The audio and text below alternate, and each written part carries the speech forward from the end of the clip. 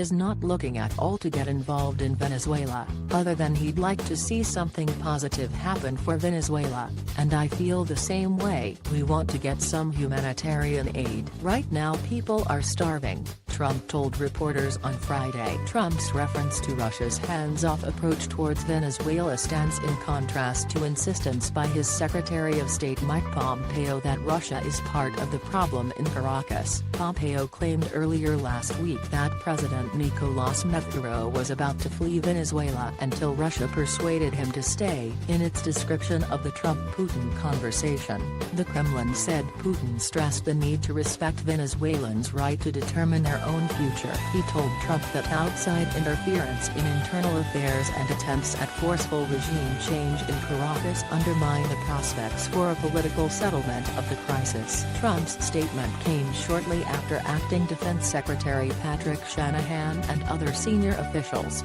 including his National Security Advisor John Bolton, reviewed options following a failed effort earlier in the week by Venezuelan opposition leaders to fuel an uprising. Bolton signaled support last week for military intervention in Venezuela to oust embattled Maduro, a move that would pose a challenge for Trump, who has so far indicated a preference for and campaigned on scaling down existing military conflicts and avoiding new ones, according to local press reports. While Trump has also emphasized that all options are on the table for Venezuela, Bolton has become the public face of any military campaign. On Friday, Bolton met with Pompeo and Shanahan at the Pentagon to discuss the situation in the Latin American nation.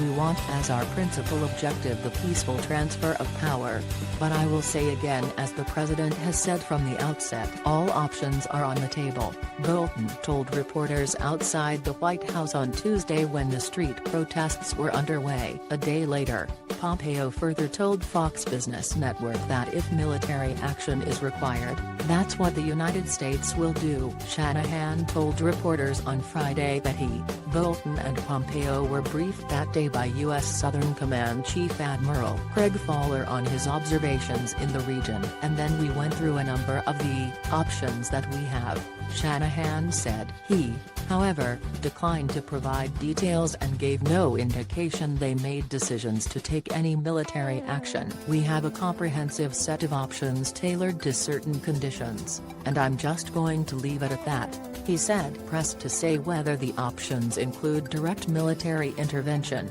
he said, "I'll leave that to your imagination. All options are on the table." The Friday session highlighted Trump administration's effort to suggest the possibility of a military action, intending to increase public pressure on Maduro, though local press reports indicate that there appears to be little likelihood of direct U.S. military intervention. U.S. claims Russia, China, Iran involved in Venezuela. Asked whether Venezuela poses a national security threat to the U.S. that would justify using a military force, Shanahan then claimed that Russia, China and Iran are involved in Venezuela. He then added, "Right now it's about Maduro and his illegitimate regime, and Guaido and making sure that the people of Venezuela have the environment and the conditions to correct for all these humanitarian shortcomings." Veteran Republican Senator Lindsey Graham of South Carolina also wrote on Twitter, "Where is our aircraft carrier?"